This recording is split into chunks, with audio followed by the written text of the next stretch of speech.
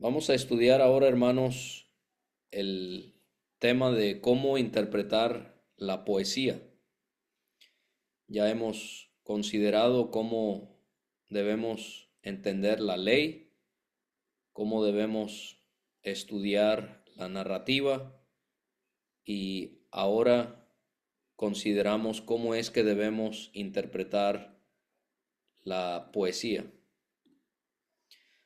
La poesía pudiésemos buscarla en un diccionario y vamos a leer que es un género literario que consiste en la representación de un sentimiento, una historia o una idea de un modo estético y fomentando su belleza. Esta representación se lleva a cabo a través de la palabra, ya sea en forma de verso o en prosa.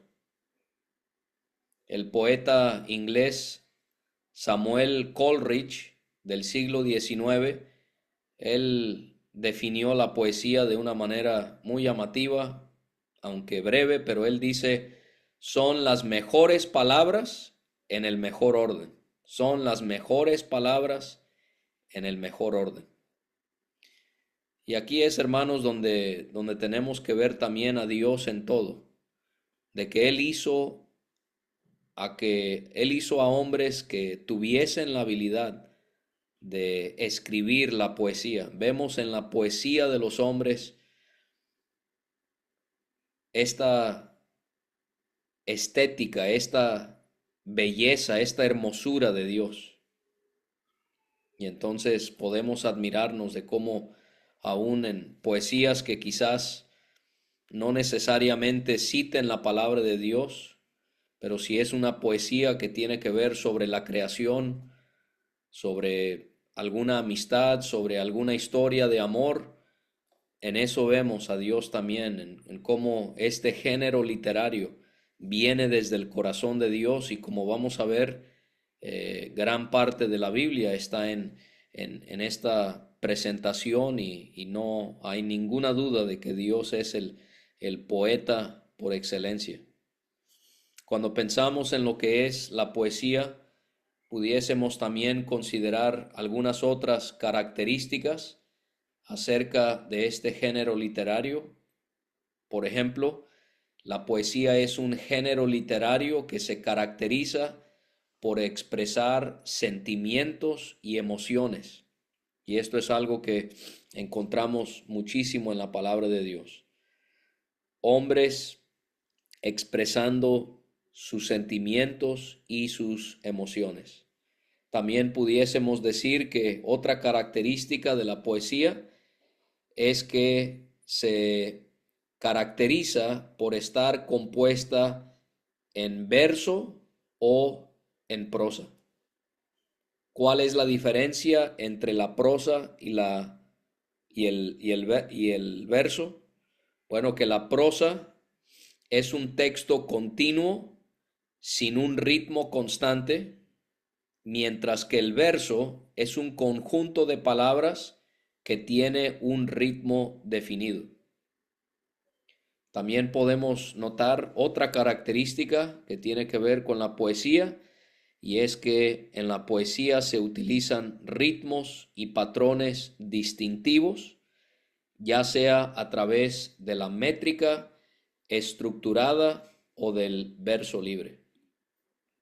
Solo para que veamos un ejemplo visual sobre eh, la diferencia entre prosa y verso.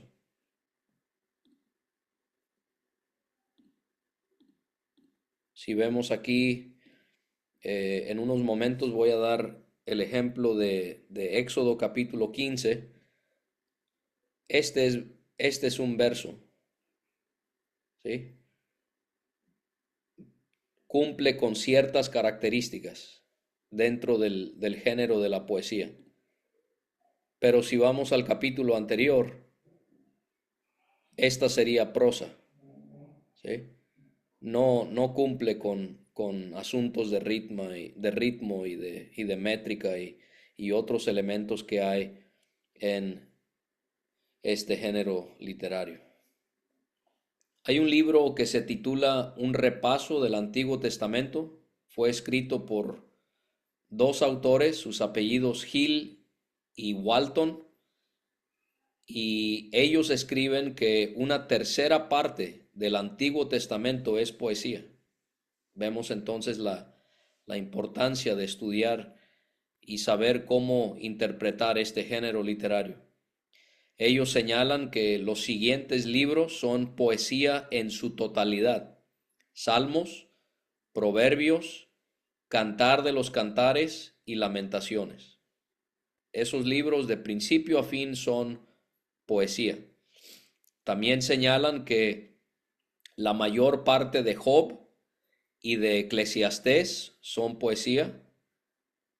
Hay otros libros que tienen secciones en poesía, como Génesis, Éxodo, como el ejemplo que acabo de dar. No todo el libro de Éxodo es poesía, pero sí contiene poesía. Números, Deuteronomio, Jueces, Primero y Segundo de Samuel. Hay libros que combinan la prosa y la poesía, como Abdías, Miqueas, Nahum, Habacuc, Sofonías. Lo mismo se pudiera decir de ciertas porciones en Isaías, Jeremías, Ezequiel, Daniel, Oseas, Joel, Amós. Los siguientes libros tienen muy poca poesía o en algunos casos no contiene poesía. Libros como Levítico, Ruth, Esdras, Nehemías, Esther, Ageo y Malaquías. Cuando hablamos de la poesía hebrea, debemos notar que hay por lo menos tres tipos de poesía hebrea. Número uno, poesía lírica. Esta es la poesía que es cantada. Y aquí es donde podemos ver el ejemplo de Éxodo capítulo 15, donde vemos el canto de Moisés, donde leemos lo que cantaron los israelitas al cruzar el Mar Rojo. Ellos cantaron este himno en el capítulo 15, del versículo 1 hasta el versículo número 18. Encontramos este gran cántico que demuestra lo incomparable que Dios es en muchos sentidos. Entonces, ese es el primer tipo de poesía hebrea. Puede haber poesía lírica. Pero en segundo lugar, también hay poesía dramática. Esta es la poesía escrita en forma de verso que desarrolla un drama. Un ejemplo de esto sería Job, donde, donde hay poesía que es escrita en forma de verso, pero que va desarrollando una historia. Esta historia de Job hablando con aquellos tres varones. Entonces, poesía lírica, poesía dramática, poesía profética. No, perdón, poesía lírica, número dos, poesía dramática, y en tercer lugar, poesía profética. Esta es poesía que contiene revelación directa de Dios. Un ejemplo sería Jeremías. Solo para que recordemos, hermanos, la profecía no siempre tiene que ver con eventos futuros. Muchas veces la profecía era para denunciar el pecado que había en la nación, era para llamar a la nación a que se arrepintiera, y hay ocasiones en las que Dios habla no sobre eventos futuros, pero aún así es profecía porque es revelación divina y lo hace a través de la poesía. Ahora, algo que nosotros debemos comprender es que nuestra poesía es distinta a la poesía que encontramos en la Biblia.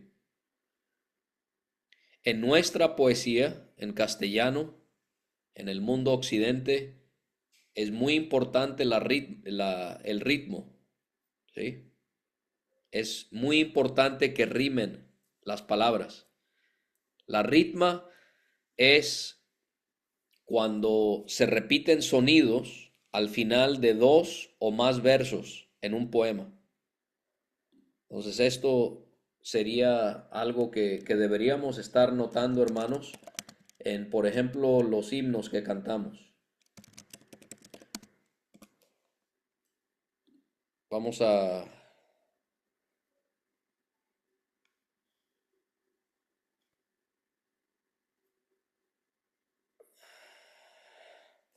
Bueno, quería darles un ejemplo, pero el ejemplo que en el que pensé no aparece como un ejemplo que pudiésemos considerar. Pero bueno, el tiempo se nos va. El punto es que en nuestra poesía la ritma es cuando se repiten sonidos parecidos al final de dos o más versos en un poema. Pero en la poesía hebrea, la ritma no es importante en cuanto a sonidos. La meta en la poesía hebrea no es que las palabras suenen igual. Más bien, el objetivo en la poesía hebrea es que las ideas rimen. No las palabras, sino las ideas. Y esto es lo que se llama paralelismo. Paralelismo es cuando dos ideas son comunicadas y estas dos ideas de una manera u otra se relacionan la una con la otra. ¿Sí? Entonces, en nuestra poesía, eh, las palabras son las que riman, pero en la poesía hebrea son las ideas que riman y esto es llamado paralelismo. Vamos a ver las siguientes características en cuanto al paralelismo en la poesía hebrea. En primer lugar, paralelismo sinónimo. Paralelismo sinónimo. Esto es cuando dos ideas iguales son expresadas de distintas maneras. Es, es cuando dos ideas iguales son expresadas de distintas maneras. Y es posible que en la segunda línea se añada algo a lo que fue dicho en la primera línea. Vamos a ver un ejemplo para que entendamos a lo que nos estamos refiriendo. Por ejemplo, si vamos al Salmo 2 y versículo 10, ahora pues, oh reyes, sed prudentes. Esa es la primera idea. Paralelismo sinónimo en la segunda parte del verso, admitid amonestación, jueces de la tierra. En ambas líneas se está hablando de gobernantes, reyes y jueces. En ambas líneas se enfatiza lo que las autoridades deben hacer. Deben ser prudentes, ¿sí? Deben admitir amonestación los jueces de la tierra. Pero se fijan cómo en este paralelismo sinónimo se dicen dos cosas que son dos ideas iguales, pero de distintas maneras, pero en la segunda línea se añade algo. En este caso es que ellos deben aceptar ser corregidos. Esto no está en la primera línea, se pide que sean prudentes, pero en la segunda línea se les exige que ellos deben admitir, aceptar ser amonestados. Entonces ese sería el paralelismo sinónimo. Número dos, paralelismo antitético. Antitético. Esta palabra antitético, para que podamos todos estar claros. Sencillamente, el diccionario la define como algo que denota o implica antítesis. ¿No les encanta cuando en la definición de una palabra hay una palabra que no entienden? Bueno, tenemos que entonces buscar esa palabra más a fondo y básicamente es eh, antitético, se refiere a algo que es completamente opuesto a otra cosa, ¿no? Entonces, en este sentido, el paralelismo antitético es cuando en la poesía se realiza un contraste, pero ambas ideas aportan lo mismo. Es antitético porque se hace un contraste, pero al final, a pesar de ese contraste, ambas ideas aportan lo mismo. Podemos tomar como ejemplo eh,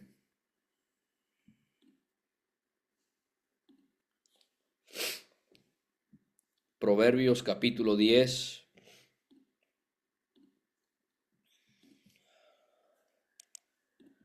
y versículo 1.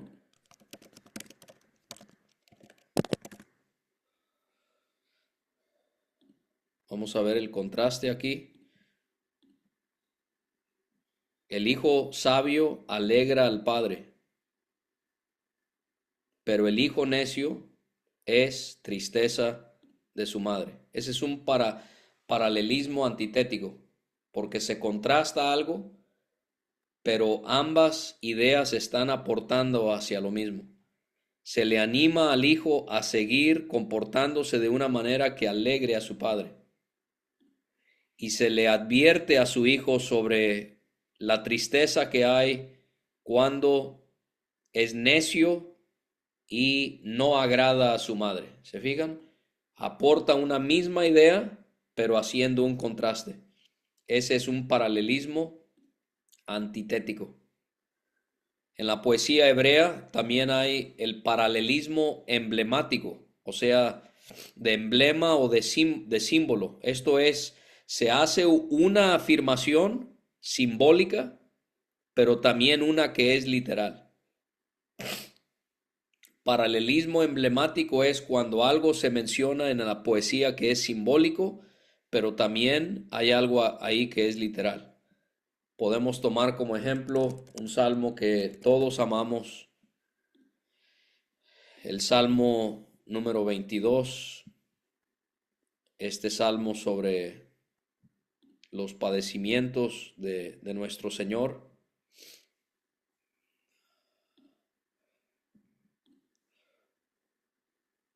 Podemos ver, por ejemplo, Salmo 22, lo voy a buscar en físico.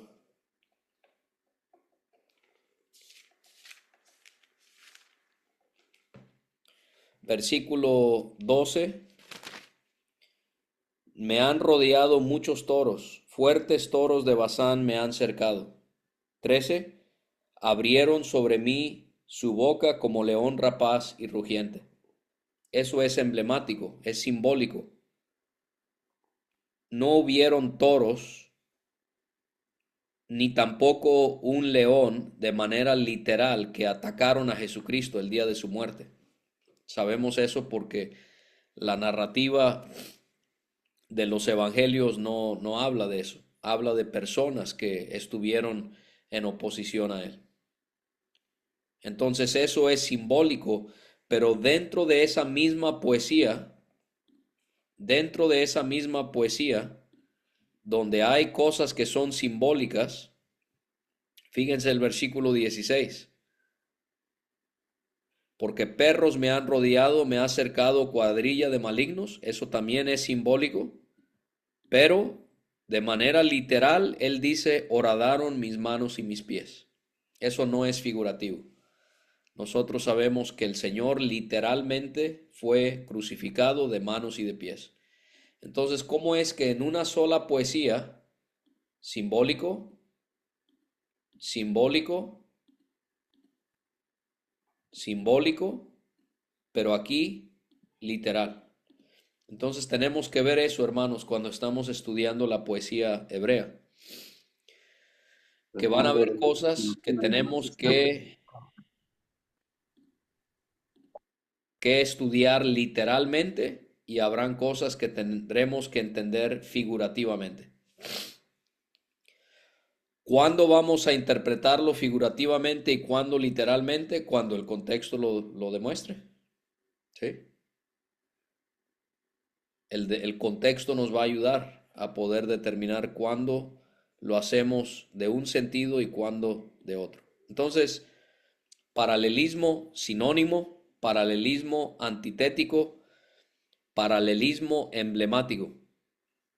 Pero en la poesía hebrea hay algo también que es fascinante y es lo que se llama un quiasmo.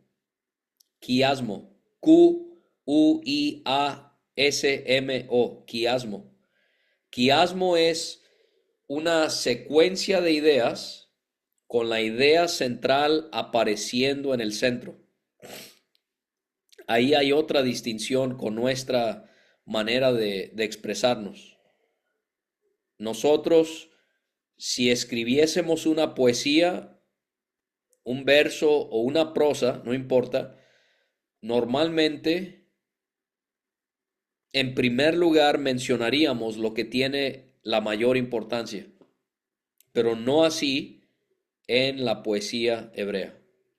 En la poesía hebrea, la idea central aparece en la parte, en la mitad de la poesía.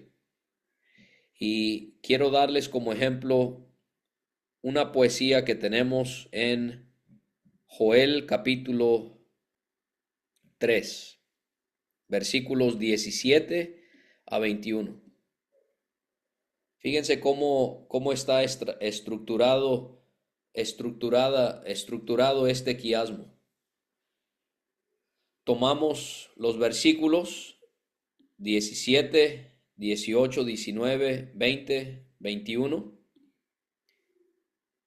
y vamos acomodándolos con estas letras A, B, C, X, que es la idea central, y retomamos las letras, pero ahora a la inversa, C, B, A. O sea, vamos hacia adentro, llegamos a la médula y después volvemos a salir hacia afuera. Y si nosotros tomamos este pasaje, A sería la primera parte del versículo 17. Y conoceréis que yo soy Jehová vuestro Dios, que habito en Sión, mi santo monte. La segunda idea en la poesía sería la B, sería la segunda parte del versículo 17. Y Jerusalén será santa. C sería la tercera parte del versículo 17. Y extraños no pasarán más por ella. A, B, C. Y llegamos a la parte central, que es el versículo 18. Sucederá en aquel tiempo que los montes destilarán mosto y los collados fluirán leche y por todos los arroyos de Judá correrán aguas y saldrá una fuente de la casa de Jehová y regresará y regará el valle de Sittim. Esa es la parte más importante en esa poesía.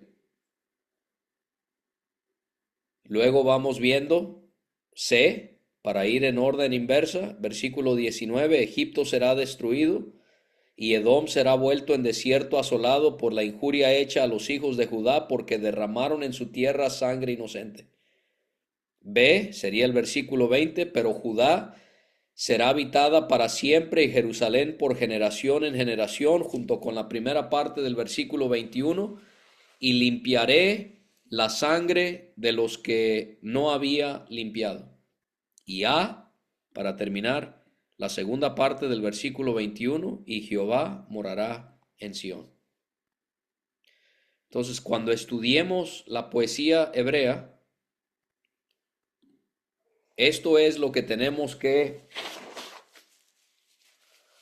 considerar, no solamente en cuanto al paralelismo, si es sinónimo, si es antitético, si es emblemático, pero también si estamos viendo un quiasmo. Ahora, esta es una manera en la que pudiésemos resumir eh, la poesía en Joel 3, 17 a 21. Este sería como el resumen usando la misma estructura del quiasmo. A, que Dios mora en Sión. No voy a pasar el tiempo mostrándoles cómo, cómo llego a esa conclusión, pero creo que es muy obvio, ustedes lo pueden ver después. Pero A, Dios mora en Sión. Versículo 17, pongo aquí una A porque es la primera parte del versículo. B, Jerusalén es santa. Versículo 17, la segunda parte. C, los invasores son sacados. Versículo 17 en su tercera parte. La parte medular, la idea central, la X, las bendiciones del reino del Señor, lo que vimos en el versículo 18. C, los enemigos son destruidos, versículo 19, y B, Judá y Jerusalén son salvadas, versículo 20 a 21, su primera parte, y A, Dios mora en Sión, versículo 21 en su segunda parte.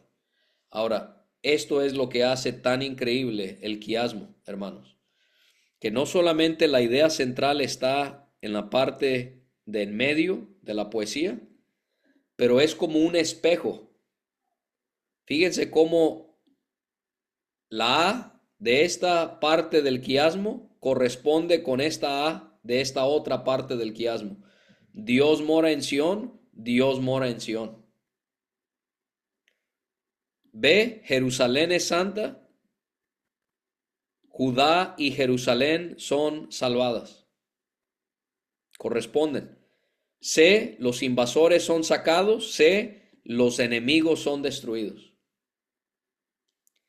Muy, muy interesante la poesía hebrea en cuanto a, bueno, todas las demás que hemos considerado. A ver, sí, me está diciendo aquí mi papá, yo he estado usando la palabra ritma.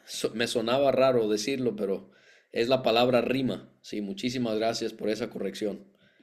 Rima. Entonces, ya vimos distintos tipos de paralelismo, quiasmo. Otro aspecto muy importante dentro de la poesía hebrea, y creo que la mayoría de nosotros estaríamos familiarizados con, con este aspecto de la poesía que encontramos en nuestro idioma también, que es el acróstico.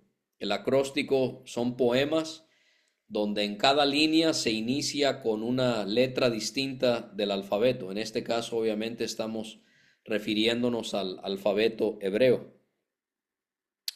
Eh, Me llamó la atención que esta traducción de la Biblia, eh, traducción en lenguaje actual, porque estoy tomando como ejemplo que Lamentaciones, por ejemplo, Lamentaciones es un libro que tiene acrósticos en la mayoría de sus capítulos, excepto el capítulo 5. En los demás capítulos hay acrósticos, donde cada determinado número de versículos comienza con una letra del alfabeto hebreo. Y me llamó la atención que esta traducción de las escrituras, traducción en lenguaje actual, señala eso. Se fijan cómo la Y está en negrita. Cada tercer versículo comienza con esta letra que está siendo señalada. Obviamente en castellano no podemos apreciar eso por la traducción, pero si vemos el texto hebreo, cada una de estas secciones de 3 versículos comienzan con una letra en orden de el abecedario de nuestros de los judíos, ¿sí? Entonces, el acróstico. Esos serían, esos serían puntos claves en cuanto a la poesía hebrea que debemos conocer.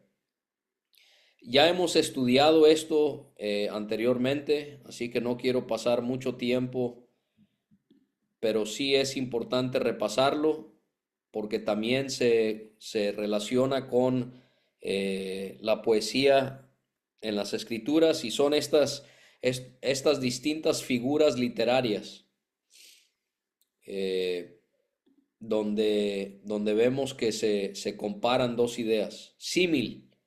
¿Se acuerdan? Habíamos visto lo que es un símil. Son dos cosas que son comparadas usándose la palabra como. Eh, por ejemplo, tengo ahí Isaías capítulo 1 y versículo 18.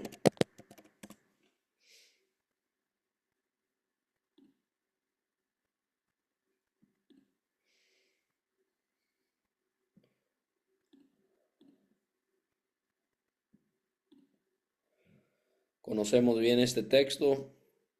Dice en Isaías 1:18, venid luego, dice Jehová, y estemos a cuenta si vuestros pecados fueren como la grana, como la nieve, serán emblanquecidos, si fueren rojos como el carmesí, vendrán a ser como blanca lana. Ahí no se está escribiendo la idea de que literalmente nuestros pecados son de ese color, sino que más bien es un símil o son símiles que encontramos en ese texto donde se está usando estas figuras literarias para dar a entender algo y lo hace a través de la palabra como.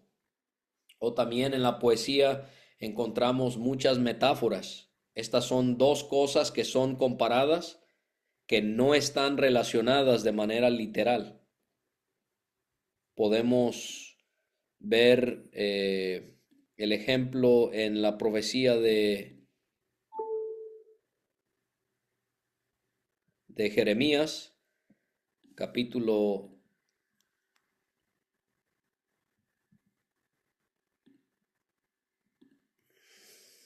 capítulo 2 y versículo 13.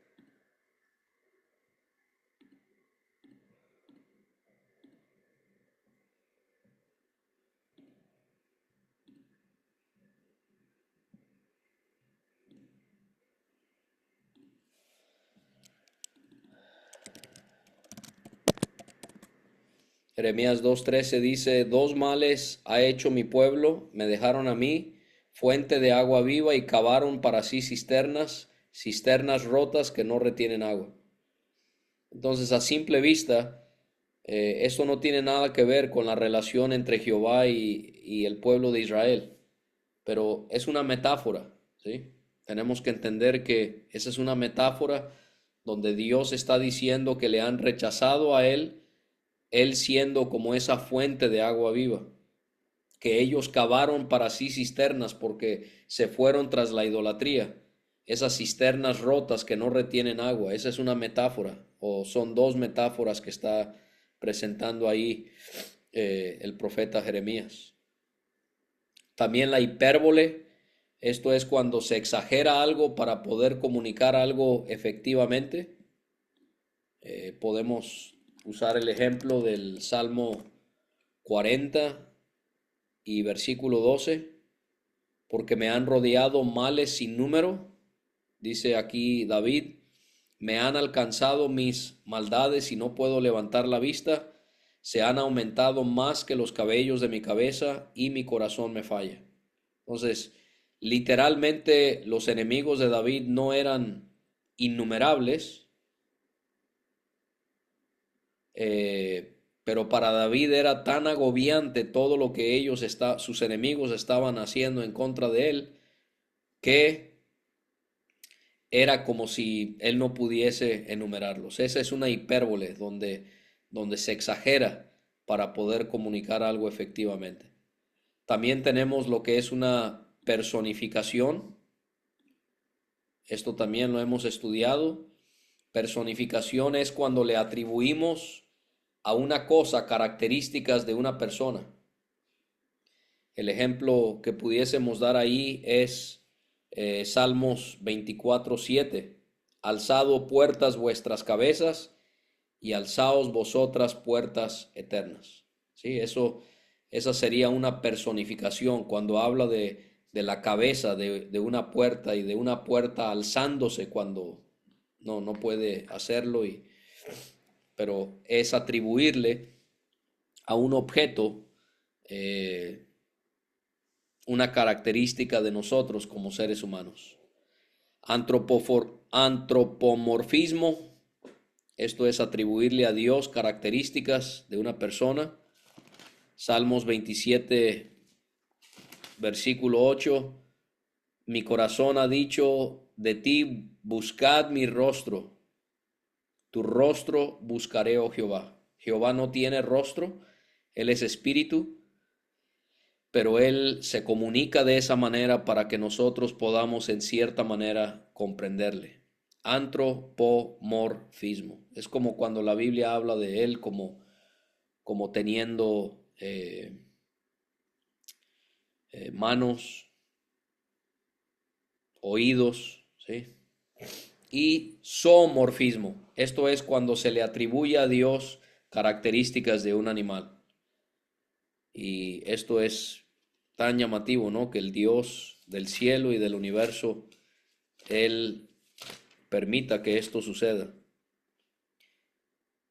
Él, por ejemplo, en el Salmo 91 y versículo 4, con sus plumas te cubrirá y debajo de sus alas estarás seguro. Entonces, obviamente Dios no tiene plumas ni tiene alas, pero se le atribuye a Dios esa característica de un animal para consolarnos, para animarnos en nuestras angustias.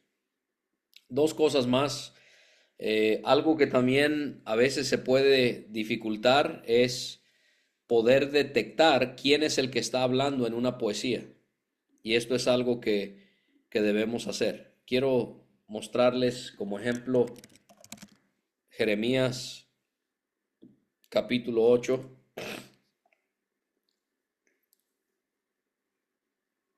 y ver los versículos 18 a 20.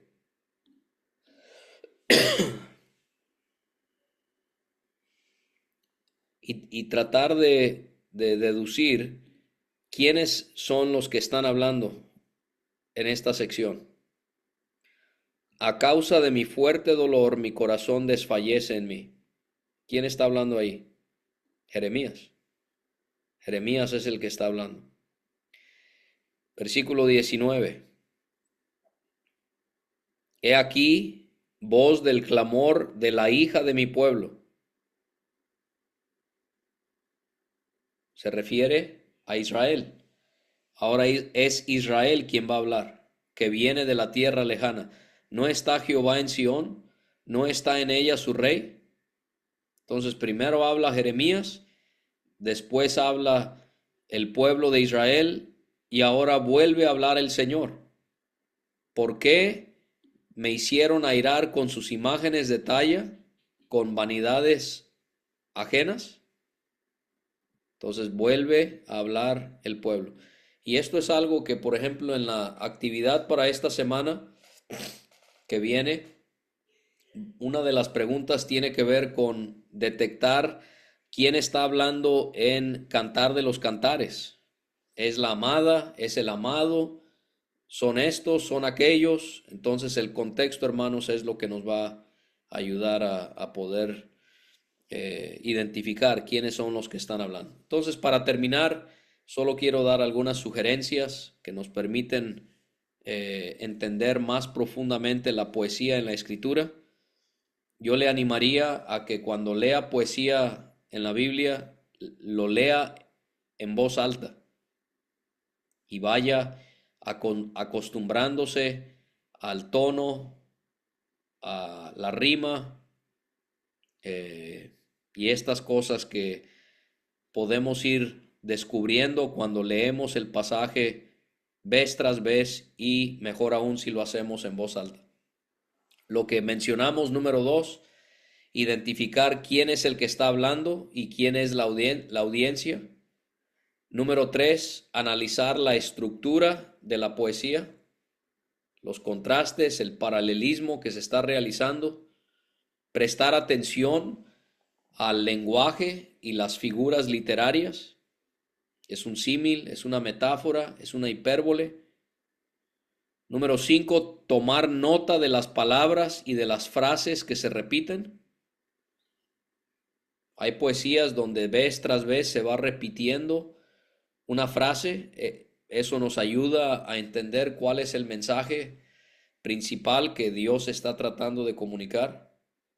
Número 6, no podemos nunca, aún en la poesía, omitir considerar el contexto histórico y literario de la poesía, qué se llevó a cabo, los eventos que se llevaron a cabo en relación a esa poesía, cómo los eventos nos ayudan a entender el verso de una manera más profunda, el texto, las palabras que rodean la poesía, que nos ayudan a entender en cuanto a lo que se está plasmando. Entonces tenemos que considerar el contexto histórico y literario. Número 7, analizar el tono de la poesía. ¿Es alguien que se está lamentando? ¿Es alguien que está regocijándose? Eso también es algo importante, porque nos ayuda a entender cuál es la temática, cuál es el tono de la poesía. Y esas serían algunas sugerencias que debemos siempre tener en mente al estudiar la poesía.